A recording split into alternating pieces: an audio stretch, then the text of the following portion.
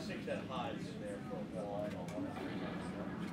But I mean, it's Morning, Steve Frayne in Chicago with the morning grain comments. Well, this is our last full trading week of this year, and the markets are starting out lower. Beans are anywhere from 2 to 5 cents lower, corn 4 cents lower, wheat 4 cents lower.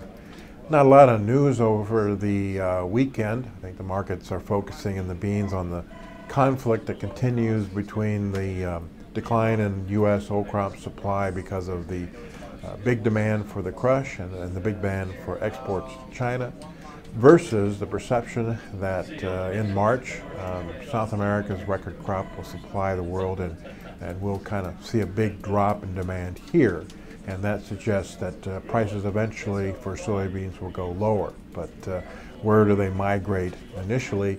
If A, there's a problem in South America from a weather standpoint, or B, if there's a logistics problems.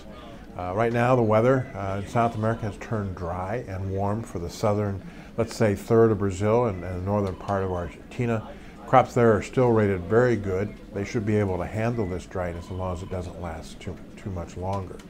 There is talk that the Brazil soybean crop may be harvested earlier this year, which means it could be that they'll be able to export in February versus March of last year. Corn and wheat may be searching for prices in which they can stimulate demand.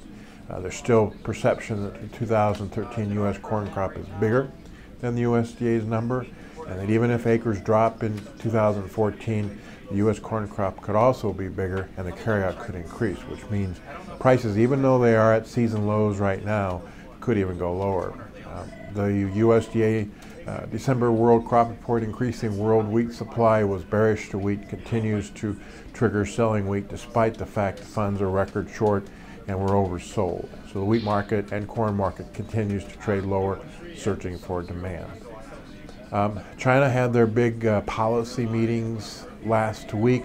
They're focusing on domestic grain production to satisfy their demand. The big question is whether their demand will continue to explode on the protein side, feeding their big livestock herds or not. They also have a pretty lofty goal for GDP with a domestic policy, which is important, and that'll be important for commodity prices.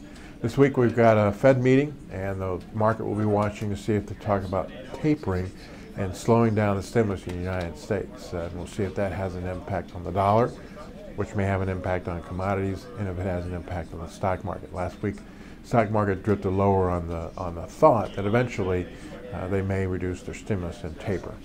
As always, these are my thoughts, not those of ADM or ADM Investor Services. And have a safe and profitable trading day. was at the football game last night. UVA. I know. I've been short for a pretty good. Yeah.